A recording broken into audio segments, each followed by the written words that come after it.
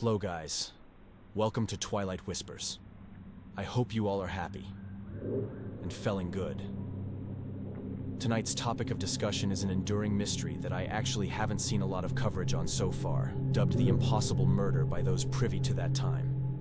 This case concerns an unassuming elderly couple in 1930s England and was highly controversial. Due its trial, the outcome of said trial lead to a first in English law, legal history, as well as the belief that an innocent man had been spared the gallows, or that a Colberta criminal had been allowed to walk free. Now, despite the conviction of the court public opinion, if the facts of this case are to be believed, there's almost no way that this man could have physically committed this act. The year is 1931. The subject one at William Herbert Wallace, age 52 on the surface. Wallace didn't seem very notable.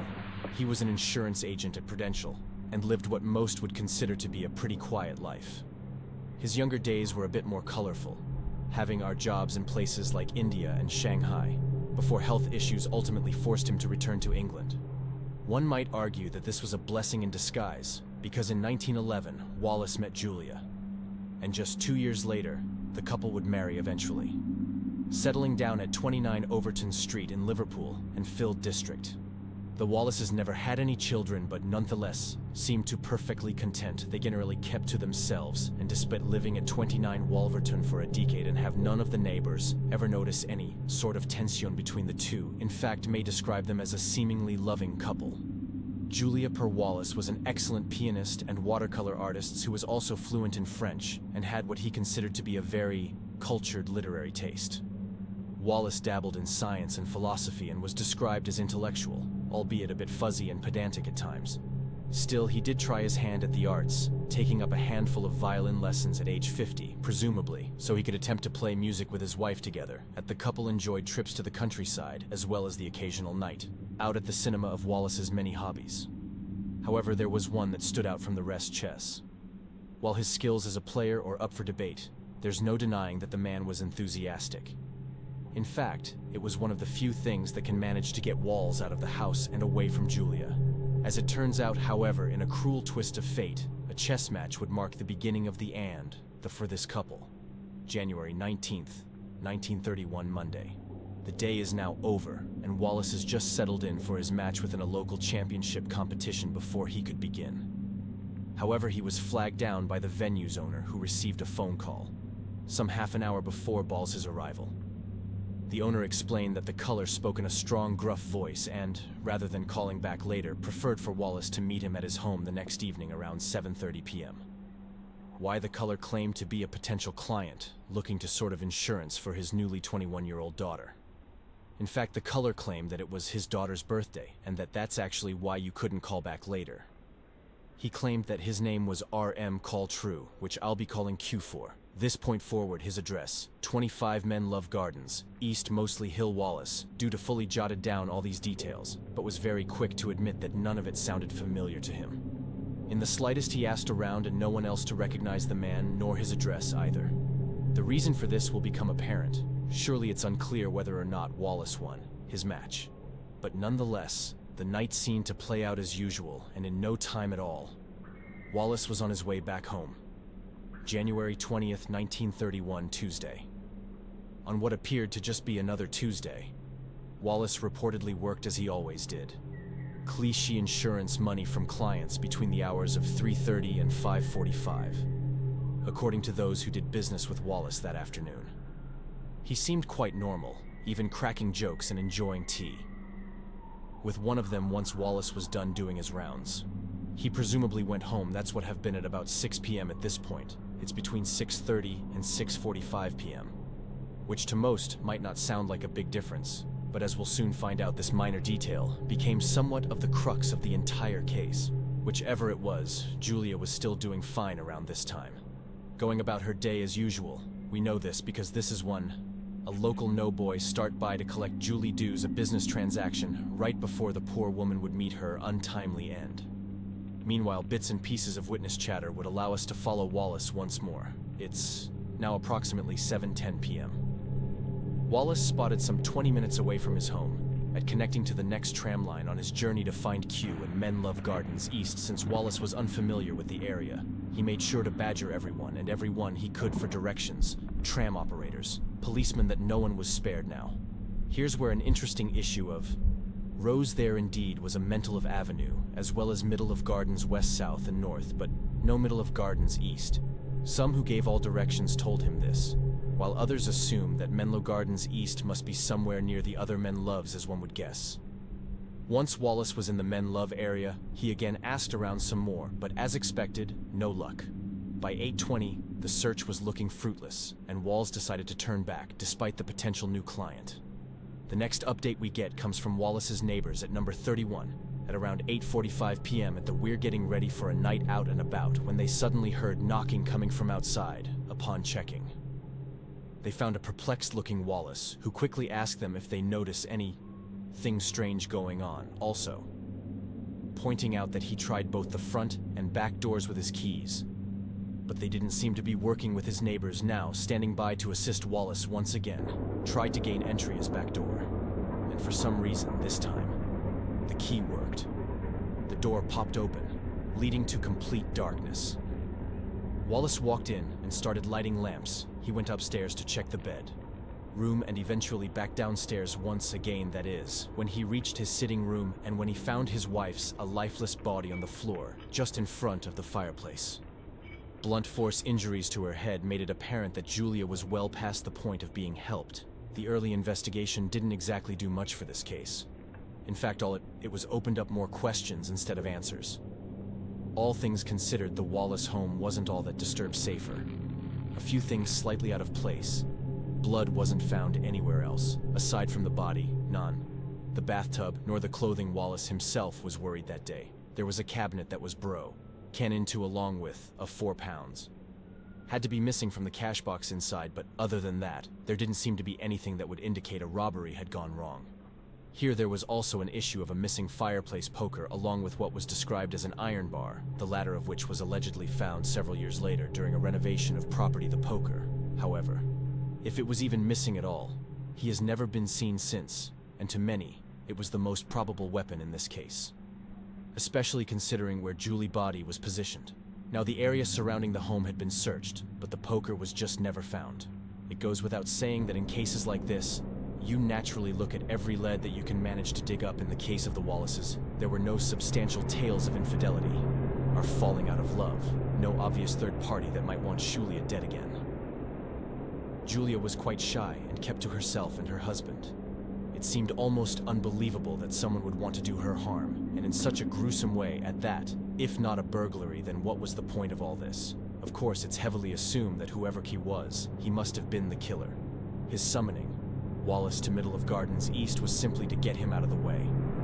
That is, if Q and Wallace aren't the same person. The court of public opinion had decided from the get-go that this wasn't the case.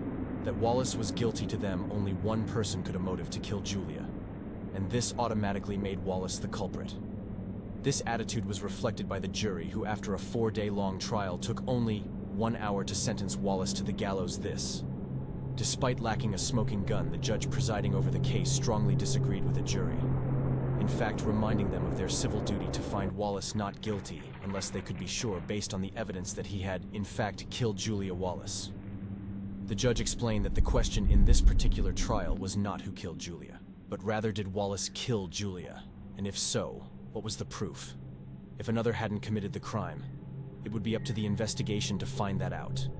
That courtroom, however, was based on just one specific person, Wallace, as well as the evidence presented by both a defense and prosecution. Not whether or not Wallace did kill Julia. I can't say, but I will present most and points both for and against him. One bit point would be the matter of motive. Wallace didn't seem to have one. No quarrels or side lovers, not even an expensive life insurance policy on Julia's. And she was only insured for small sum. Wallace would pass away just a couple of years after Julia's death, and in that time, there was no wild change of lifestyle or new wife. Now could Julia have not as been happy as they seemed? Absolutely. There's no telling what goes on behind closed doors, especially when it comes to an almost 2 decades-long marriage. But let's say that Wallace did want to kill Julia. For some reason, his plan on being to stage a call from a fake would be client 1 that everyone at Chess Club would hear about this.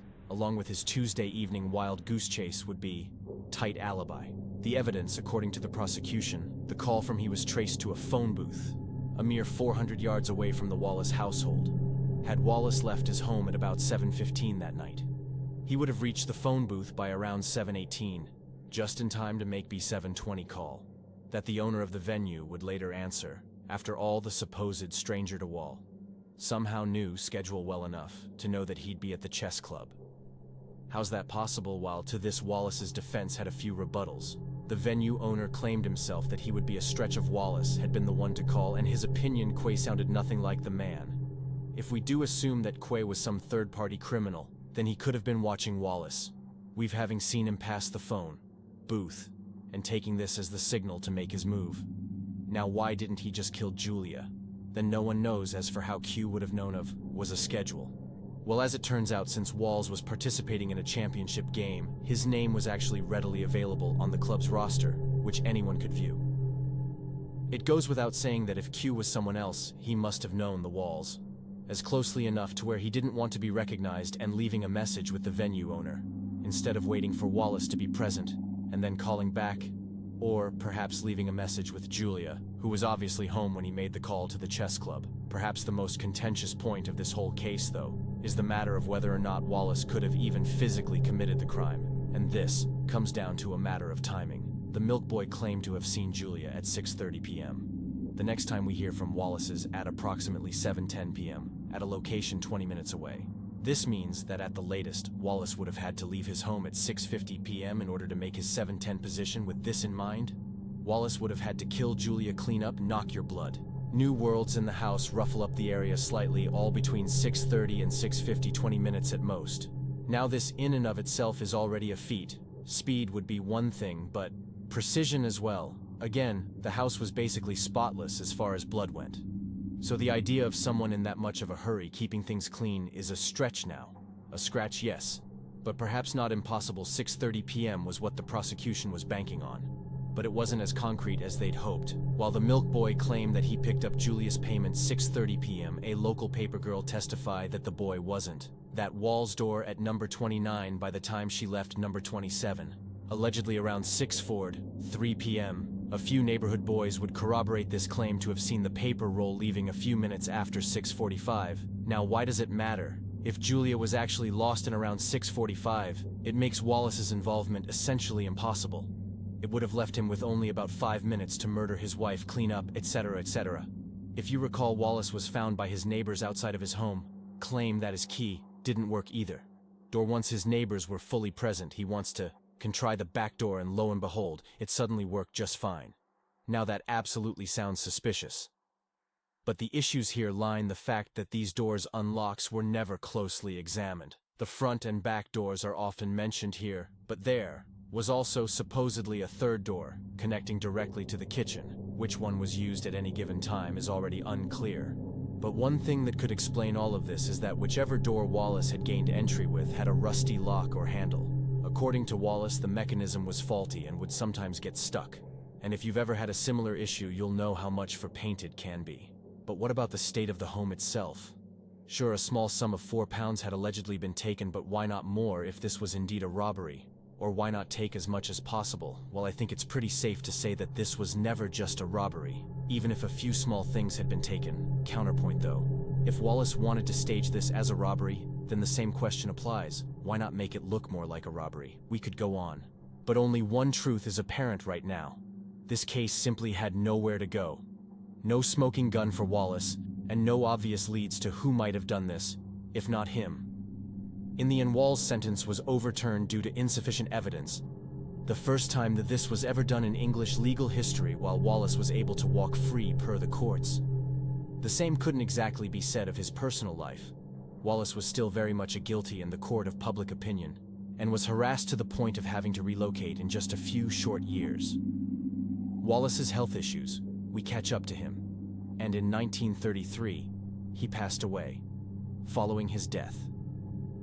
Wallace's private diary. Entries were made public within them. He lamented over the loss of his wife, seemingly remember her family were also expressing suspicion, a calling from Prudential, who he suspected might have been the actual killer. and one point he wrote about considering sending a private investigator to tell said person, although he never did overtly mention them by name depending on where you read. It'll say that Wallace either died due to rejecting a surgery that could have saved his life, or that said surgery failing is we killed him either way.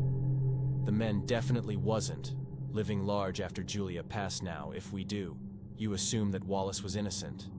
Then who in the world would have wanted a dead? And why the crime itself was particularly gruesome and appeared as, though it would have taken a lot of hatred to commit, still whoever did this was calculated enough not to leave behind any substantial evidence, assuming that the police didn't somehow mess up their investigation entirely. Almost 100 years, living large after Julia passed. Now, if we do, you assume that Wallace was innocent, then who in the world would have wanted a dead, and why the crime itself was particularly gruesome and appeared as though it would have taken a lot of hatred to commit. Still, whoever did this was calculated enough not to leave behind any substantial evidence. Assuming that the police didn't somehow mess up their investigation entirely almost 100 years later. And here we are still discussing this, no closer to an answer. As those folks in Liverpool all that time ago, there's been a recent spike of long-time unsolved mysteries suddenly getting figured out. And while the truth here seems like it will never see the light of day, we can only hope that it eventually does. I hope all of you guys enjoy the video, subscribe to our channel, join our community of mystery enthusiasts, and stay tuned for more captivating tales of the unexplained. Thank you for being a part of our journey, and remember, the greatest mysteries are yet to be uncovered. Thank you.